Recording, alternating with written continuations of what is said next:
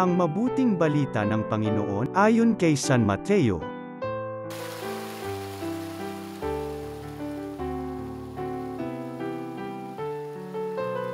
Noong panahong iyon, sinabi ni Jesus sa kanyang mga apostol, "Ngayon, sinusugo ko kayo na parang mga tupa sa gitna ng mga asong gubat. Maging matalino kayo, gaya ng mga ahas, at matapat, gaya ng mga kalapati. Mag-ingat kayo, sapagkat may mga taong magkakanulo sa inyo sa mga hukuman, at hahagupitin nila kayo sa mga sinagoga.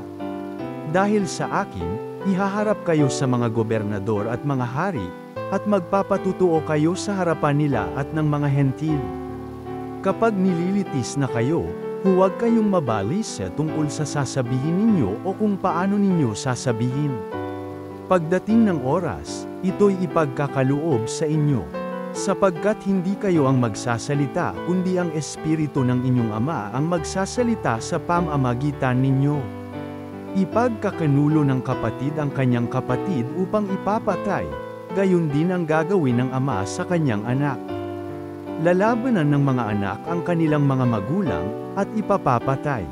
Kapupuotan kayo ng lahat dahil sa akin, ngunit ang manatiling tapat hanggang wakas ang siyang maliligtas.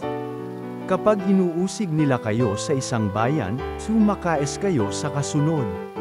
Sinasabi ko sa inyo, hindi pa ninyo napupuntahan ang lahat ng bayan ng Israel ay darating na ang Anak ng Tao." Ang mabuting balita ng Panginoon.